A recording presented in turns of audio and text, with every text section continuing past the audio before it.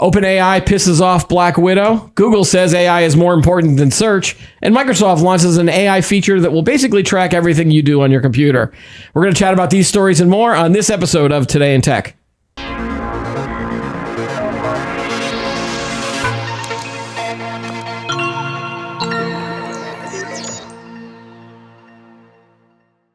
Hi, everyone. Welcome to Today in Tech. I'm Keith Shaw. The guy behind the monitors, as always, is Chris. Hello, sir. Hey, how's it going? Going well. And also joining us for his last week as guest co-host for this stint is Chris Shaw. He is the CMO of NTT Research and no relation to either me or Chris from behind the monitors. Hello, Chris Shaw. Hello. Thanks for having me back. You picked a great week for this one to be your last week. There's a lot of news this week, so I'm happy that the stars aligned for this. Let's start with the Scarlett Johansson OpenAI issue. Basically, Scarlett Johansson has criticized OpenAI and founder Sam Altman, saying that the AI company, which makes ChatGPT, created a new chatbot voice that sounded, quote, eerily similar, unquote, to her own after she declined to license her voice to the system. In a statement, basically, she said, "When I heard the release demo, I was shocked, angered, and in disbelief that Mr. Altman would pursue a voice that sounded so eerily similar to mine." OpenAI showed off its GPT-4 Omni, which is also GPT-4o, its latest AI model last week. The company demonstrated how the AI can converse in more human ways, complete with the ability to whisper, make sarcastic remarks, and even flirt. The demonstration of this quickly drew comparisons to Scarlett Johansson's character from the 2013 movie Her. In that film, directed by Spike Jonze, Johansson plays Samantha, a virtual assistant that develops an intimate relationship with a lonely writer.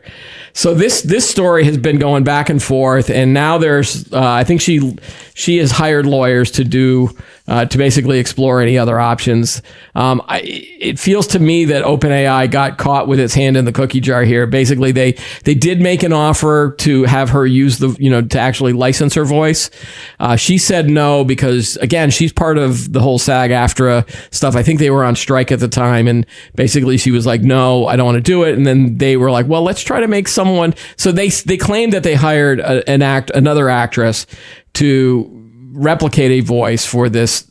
I think they call it Sky, or there was something. Mm-hmm. Yeah.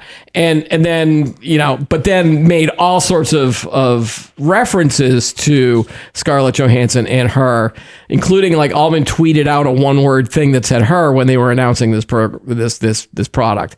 So someone did something bad within OpenAI here. And I, personally, I hope that like they get taken to task for this, and they are, and rightfully so. Because this just feels like they just blatantly stole, either the voice or the sound-like voice. But they just impersonated her voice, right? Right, but even that, there was some, in the story, there's another story on The Verge there that said there's a California law says you can't do that either. You can't, and there's case law that says you can't allow someone to, deny them the right to publicity. So you can't necessarily, if everyone thinks that it's Scarlett Johansson, but you're not paying her, that's a bad so thing. Even though you hire a voice actor and be like, hey, can you impersonate this character? You can't do that? Yeah, no. You can't say, impersonate this voice, or, hey, here's a music track I like, do something like that. And it's clearly, you can't do that. To me, this just feels like someone in comms wasn't paying attention once again, and they just, his tweet, the fact that they went to, everybody knew it was, must have known that they were trying to mimic the voice. Right. And even last week we were talking, when we were talking about the news announcement of the GPT-4o, we all made those references. We all put one and one together and got two, right, not realizing that they had reached out and then she had said no. It raises that other question of when you are training your AI data on ChatGPT, where are you getting this content from? And it feels like that OpenAI had no problem of basically grabbing that content from other sites and using it for the GPT. So now they're doing it with their voice thing. It feels like, that's it, right? The story, where are they getting the content from? And then the sort of concern from artists saying, are they going to, take our likenesses, our voice, our work? And they suddenly do it, at least appear to have done it in such a way that it's, pretty crystal clear that they whether it's a voice generated to feel that way, they were chasing after her to do it. She says no.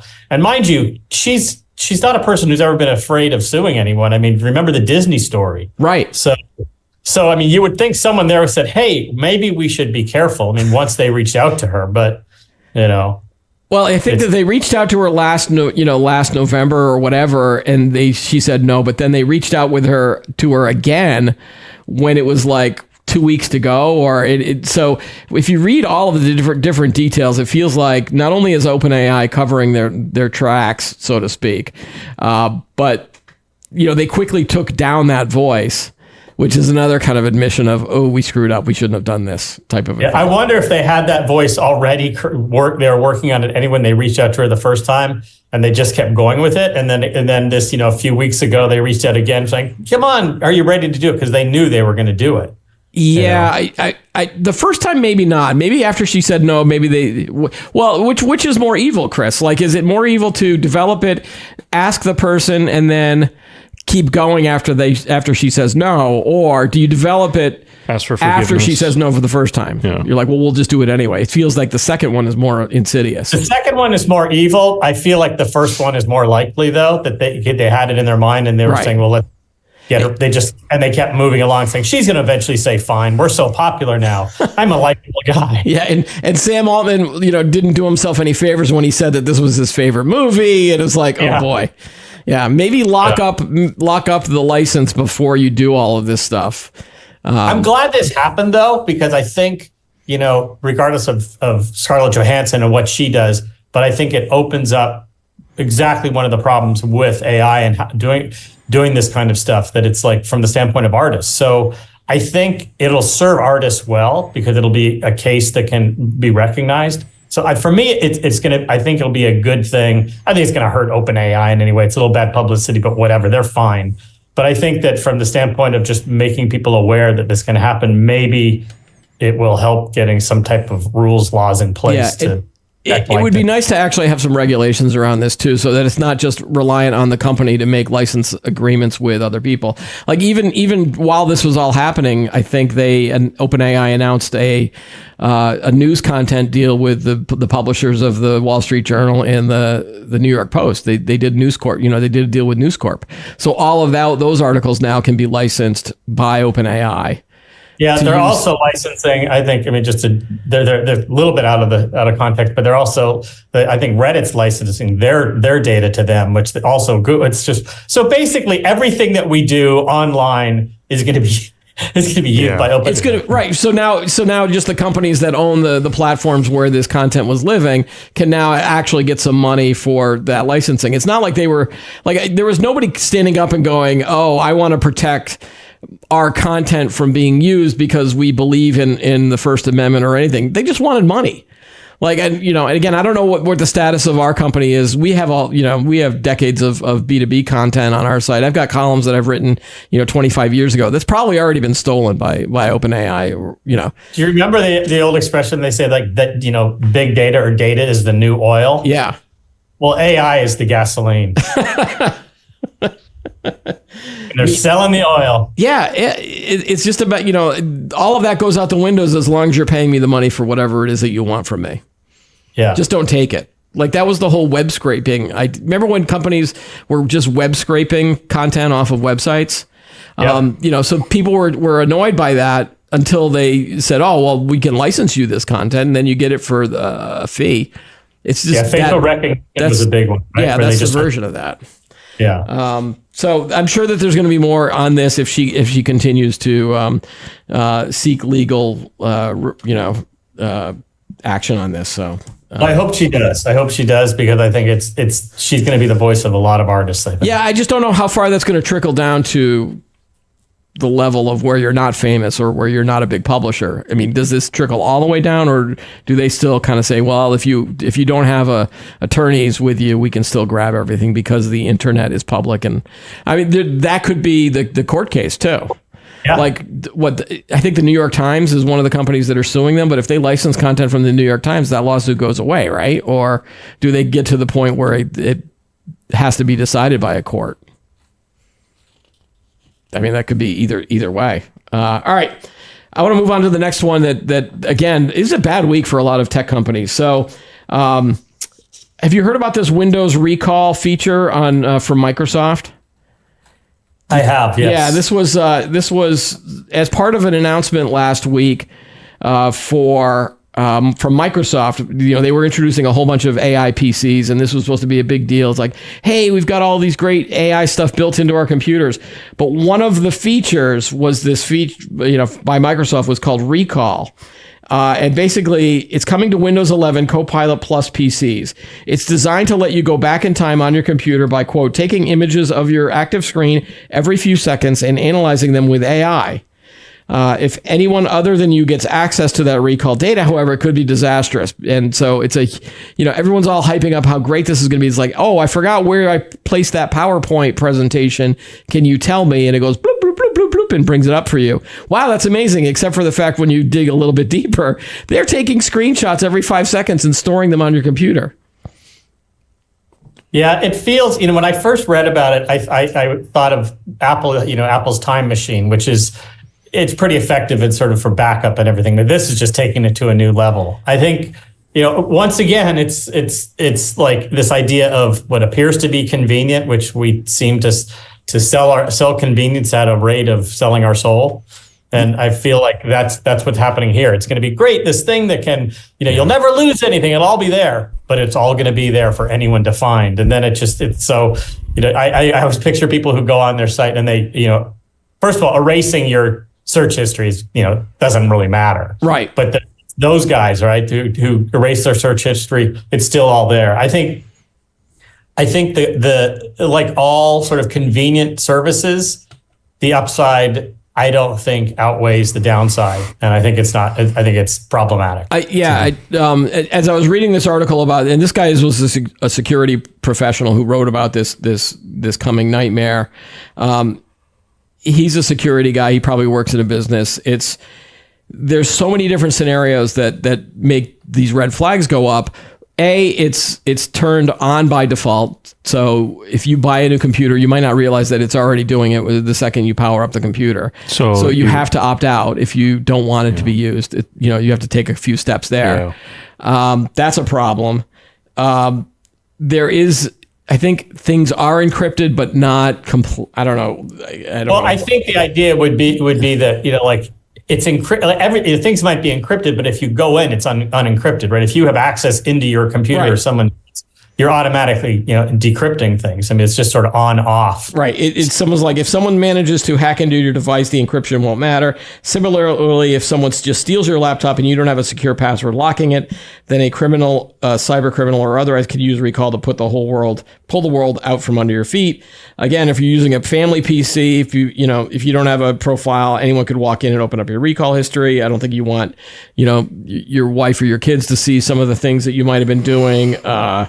There's if you're using a public computer, I don't think anybody should be using a public computer at this point. But yeah, I like the example of the public computer and you're doing your banking. Who's doing that? But that's a tech. Again, when you have these features, you're not just doing the feature for you and me who understand a lot about technology. You're also doing this for grandma, and you're also doing this for kids who could care less about a lot of the inside of stuff that goes on with a computer. And that's where the vulnerable points are with a lot of these systems.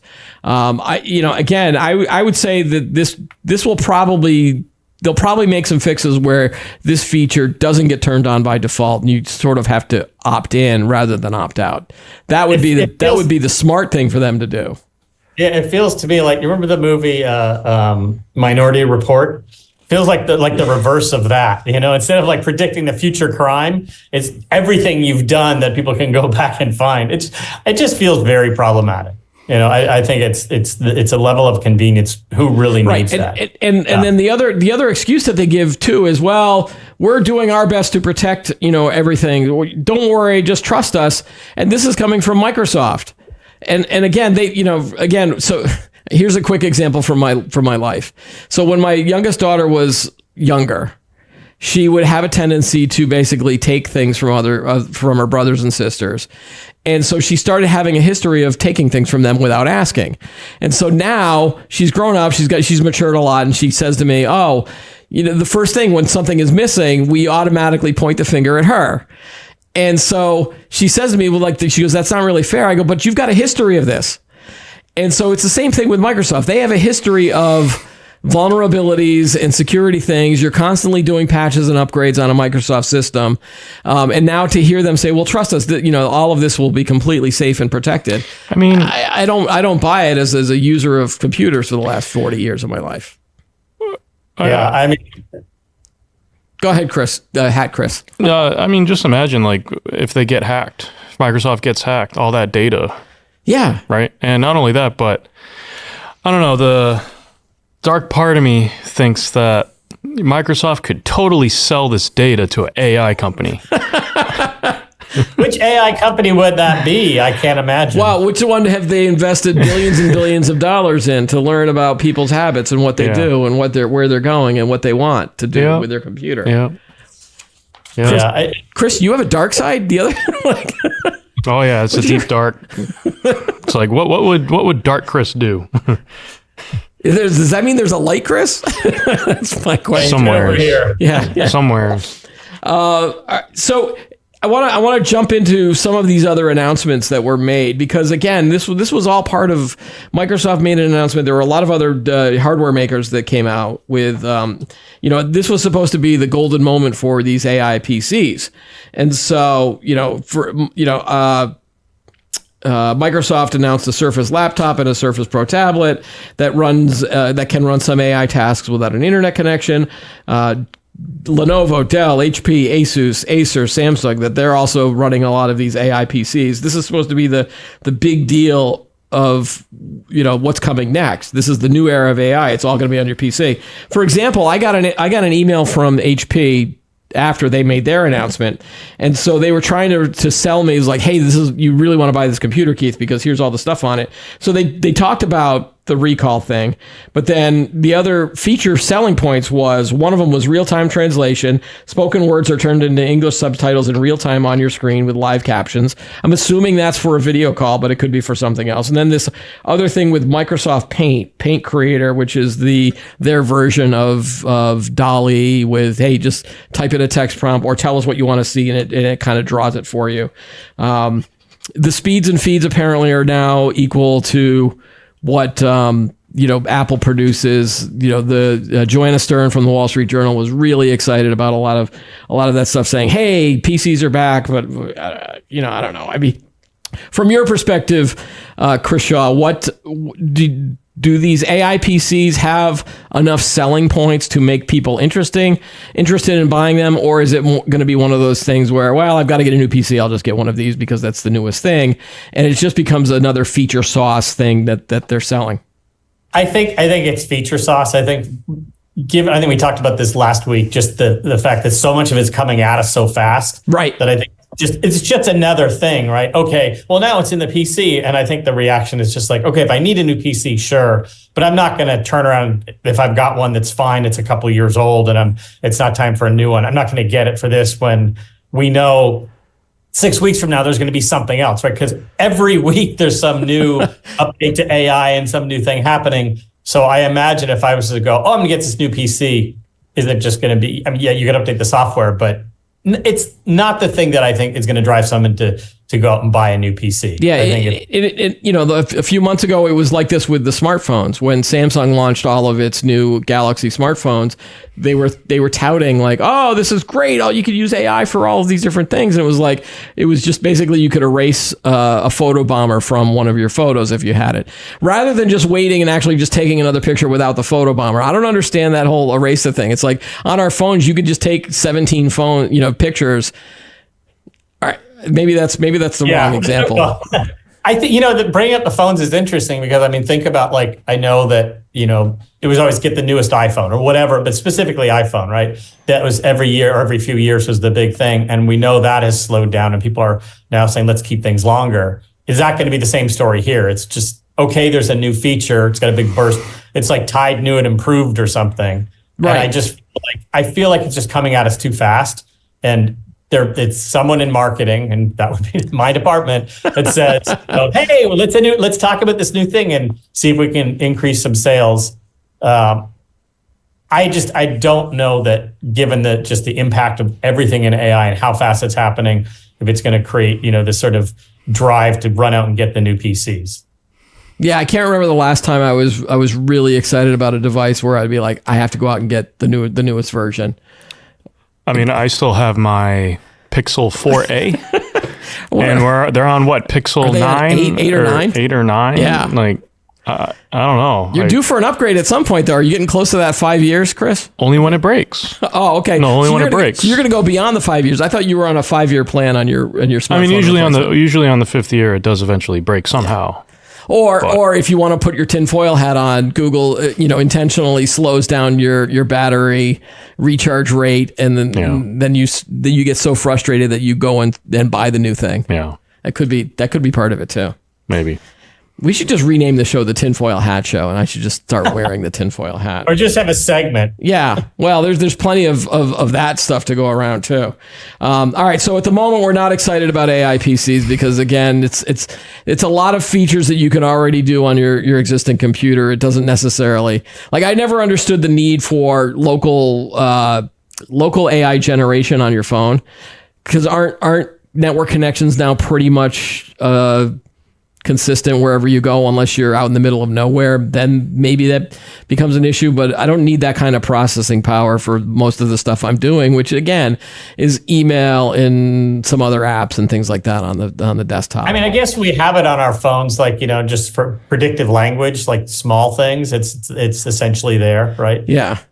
But the severe, like an LLM would be a little extreme. Like, when was the last time that you walked around either at a conference, or if you were at an event where you see a lot of people using their PC, when was the last time you went up to someone and going, wow, what is that PC that you're using? Or it's not like you haven't been excited. I haven't been excited about any device that anybody has used in years. Maybe the early days of the phone, but I would be like, oh, what phone is that?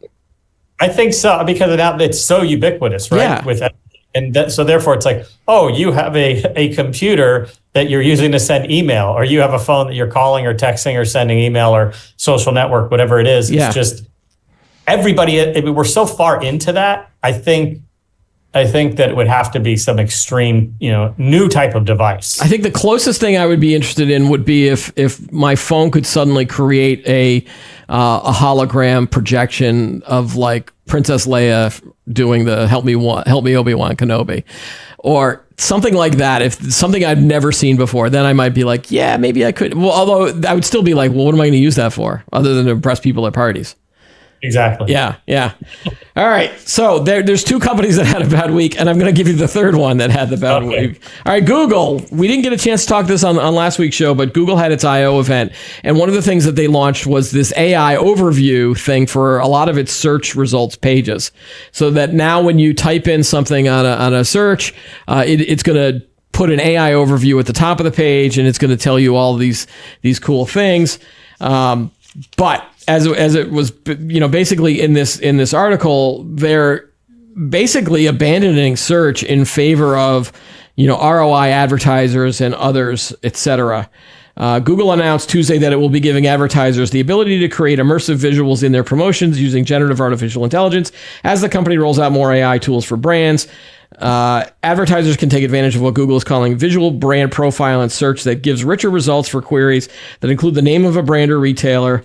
And they did this at its Google Marketing Live conference, which ironically was a week after this Google I/O event, which was aimed at developers. And reading through all these stories, and basically every story is saying search results don't matter anymore. It feels like they're just pushing those down to the bottom of the page.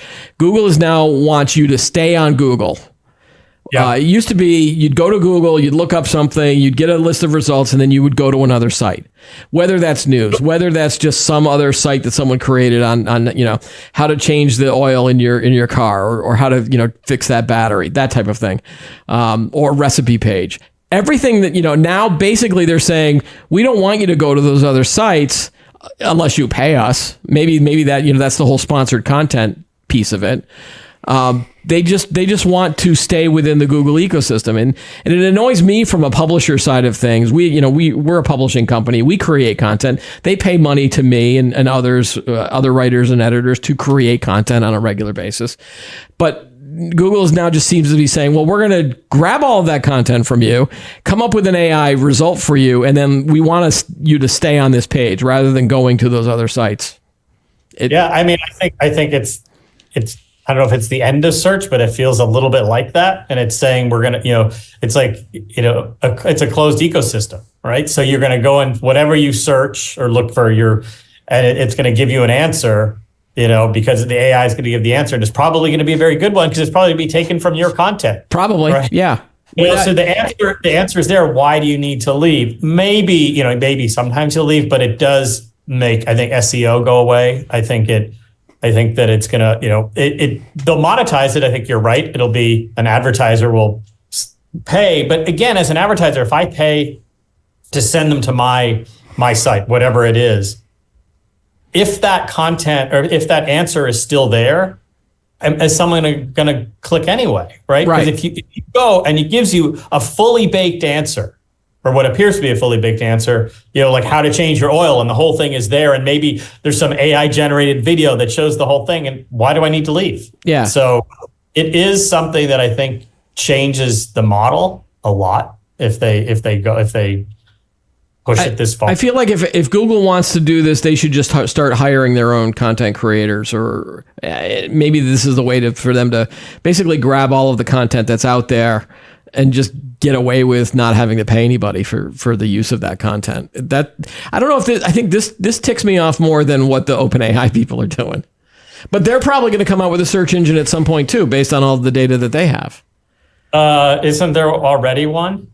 I mean, in theory, Bing. Yeah, Bing. Yes, exactly. Why aren't we all jumping to Bing? Because again, history. It's the whole that whole thing in the back of your mind going, well, Bing stunk for many, many years.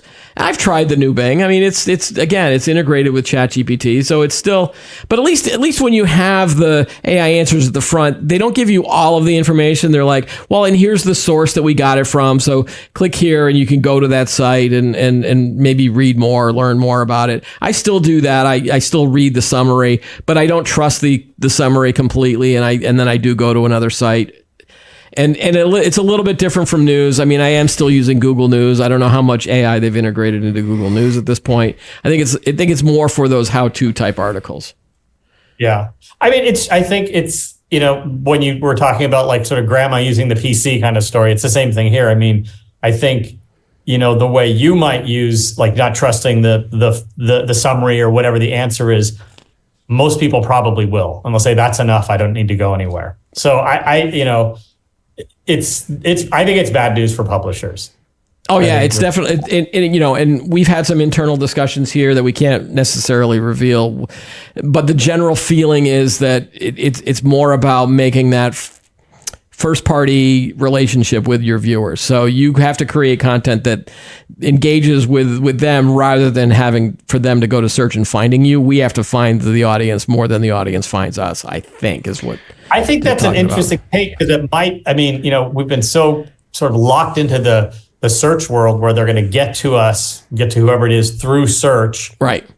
Wonder if it's going to go back to, okay, how do you let people know you exist as a site? Like no one gets to Amazon, for example, through search. They just go straight to Amazon. I mean, because they're known well enough. And there's got to be other sites like that. It's just, if you're trying to gather information, it's the quickest way to get to somebody. But if you're known and people know they want to hear from you, I guess that you're going to have to go straight to you. There's no way. And even if sometimes if I go to Google and I do type in a product name, it will bring up the Amazon link usually on that first page, right? So then I go, you dummy, why don't you just go to Amazon? But sometimes you want to see if anybody else is selling it. Whether it's an eBay or the direct, the direct. I mean, remember that whole shopping thing for a while? It was like Google Shopping. You could get comparison prices and all that other stuff. I mean, there's so many things that Google has its tentacles in that. Yeah, I think maybe the area, like you said, the sort of how-to or looking for an answer is the biggest issue here for publishers. Yeah. If someone's looking for, I don't know what AI is going to do to like stop. If you type in let's say the name of a car, like a Honda Accord, and you type that in, and you're going to probably still see all, links to that. Because what's the AI going to say about a Honda Accord? You know? If sometimes I'll look for like, hey, what time does that pizza place close? I usually don't go to the pizza place's website. I usually just type it in Google and they have the answer for me. Yeah, I usually go to Google Maps for those. Yeah, are those accurate? Yeah, because it goes in they give you the times, and you can always click the website if you need to. Yeah, but it's still Google, right? Same information. It's just that's my way. Maybe this will get people to realize how much Google is indoctrinated into our lives. The amount of stuff that I use Google for. I'm trying to wean myself off. Like I've changed my search engine, but now every time I do a search, I get I use DuckDuckGo. Yeah. And I get the DuckDuckGo research. It's like, well, that wasn't completely what I was looking for, but I've got to stick to my principles and not go to the Google search part of it. But then I use my phone, because Apple has that deal with Google. So anytime I search something on my phone, I'm using Google again. And I've got Gmail accounts and all that other stuff where I'm locked in. They've got them. They've got me. Anyway, let's go to a positive story. NVIDIA is just tearing it up. Their shares topped $1,000 for the first time in extended trading on Wednesday after the chip maker reported fiscal first quarter results that topped analyst estimates. Then they announced a 10-for-1 stock split, and basically they made $26 billion in that quarter, I think. Expected sales of $28 billion in the current quarter.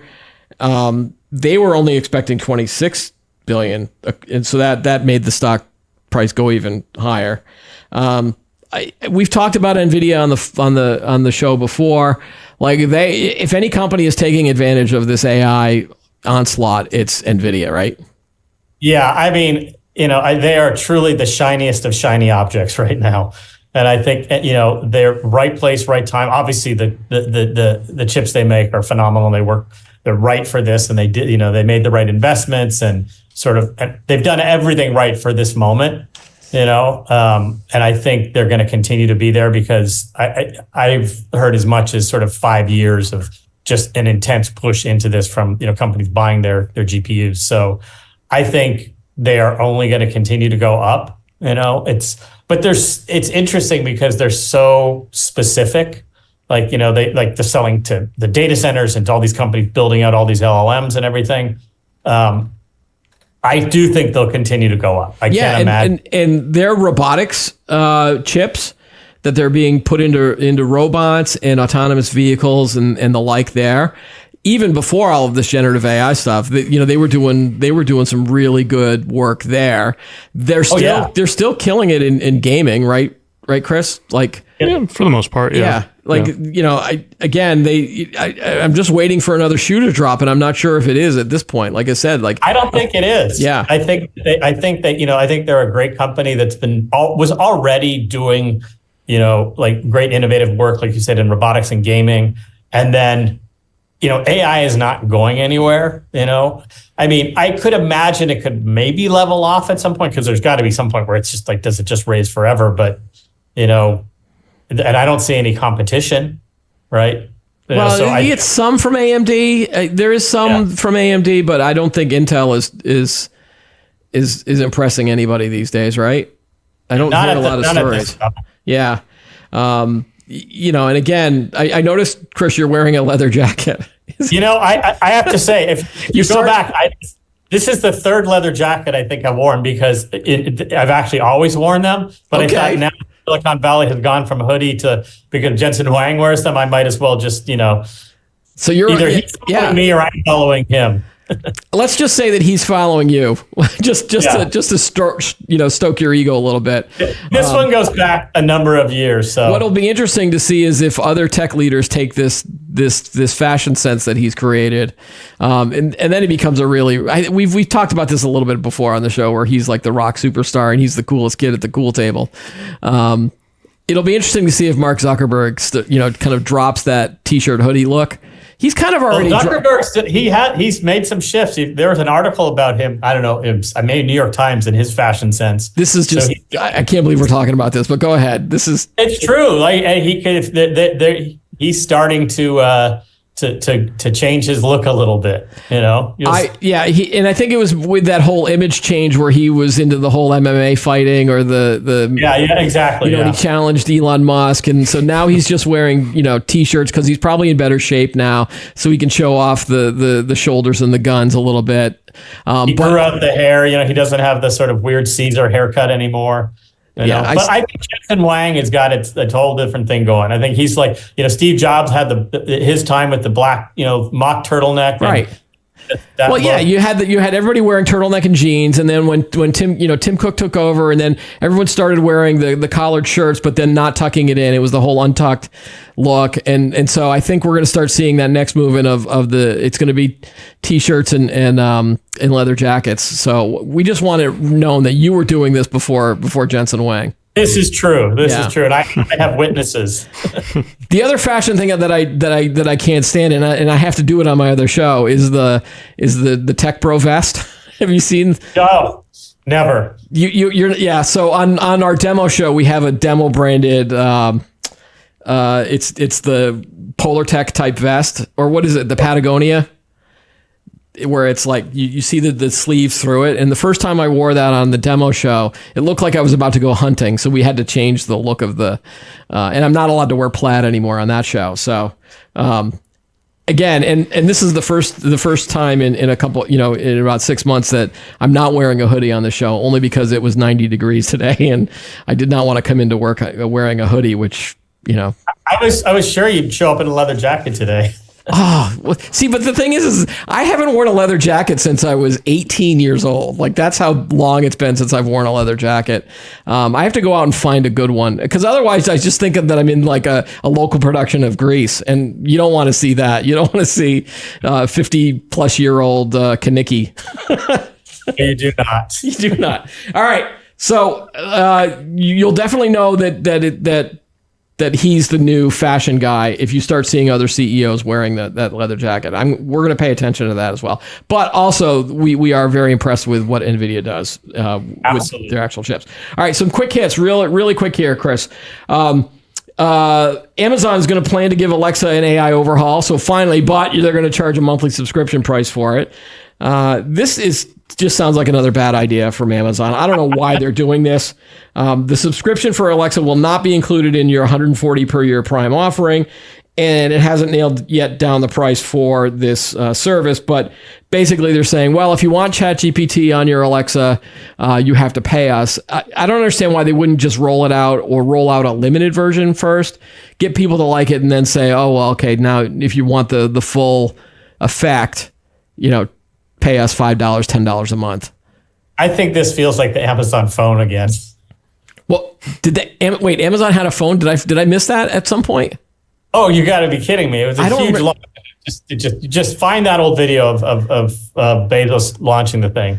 It was up and in and out. Like, they couldn't sell it for $1, I think. I do know that they had that robot that looked like a dog that was supposed to follow you around and play music while you were wandering around the house. That didn't go anywhere. I think they pivoted and tried to rebrand that as a security guard for warehouses now. I don't know how many of those they sold. I have a suggestion for them. I think that, in keeping with the Scarlett Johansson sort of, idea, I think the new voice of Alexa conversation should be Kit from the old Knight Rider series.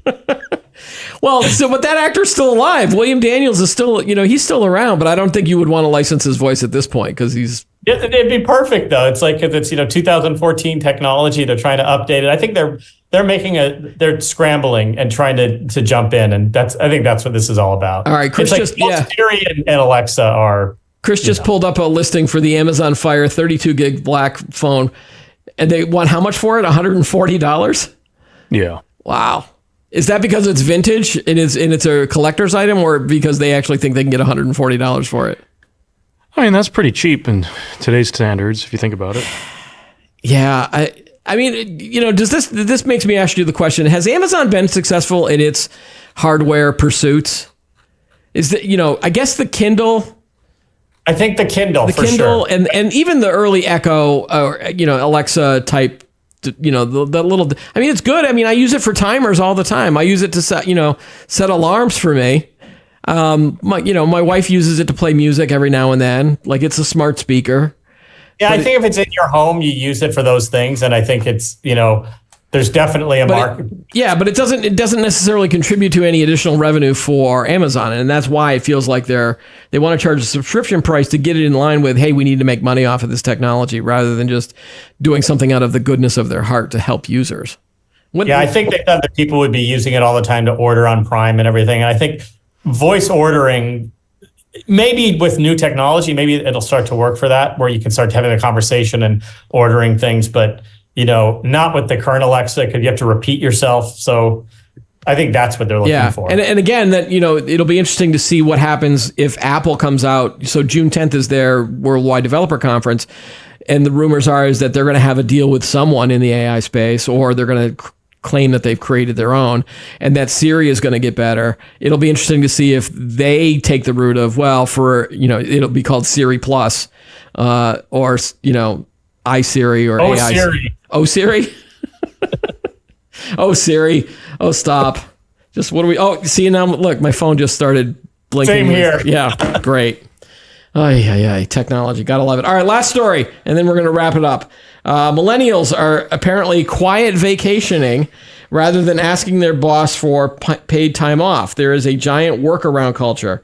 A new survey from the Harris poll says that 78% of U.S. workers say they don't take all of their PTO days, and it's highest among Gen Z workers and millennials. Younger professionals say they don't ask for time off because they feel pressure to meet deadlines and be productive, and they get nervous requesting PTO because they don't want to look like a slacker.